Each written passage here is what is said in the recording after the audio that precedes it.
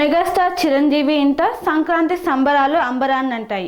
ఒకవైపు మనశంకర వరప్రసాద్ బాక్సాఫీస్ వద్ద రికార్డు సృష్టిస్తుంటే, మరోవైపు పండుగ వేళ కుటుంబ సభ్యులందరూ ఒకే చోట చేరడంతో మెగా లోగిలి సరికొత్త కాంతితో మెరిసిపోతుంది.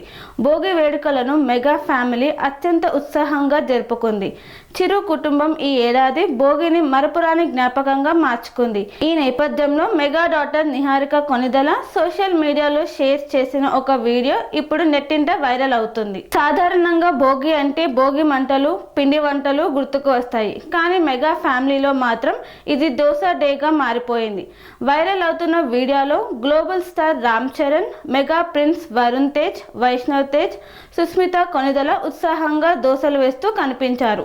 గతంలో చిరంజీవి స్వయంగా దోసలు వేసి వడ్డించే సాంప్రదాయాన్ని ఇప్పుడు తనయుడు మేనల్లులు కొనసాగించారు. జనవరి 12న విడుదలైన మనశంకర వరప్రసాద్ చిత్రం కేవలం 2 రోజుల్లోనే 120 కోట్ల గ్రాస్ వసూలు చేయడంతో మెగా కుటుంబం ఫుల్ ఖుషీలో ఉంది.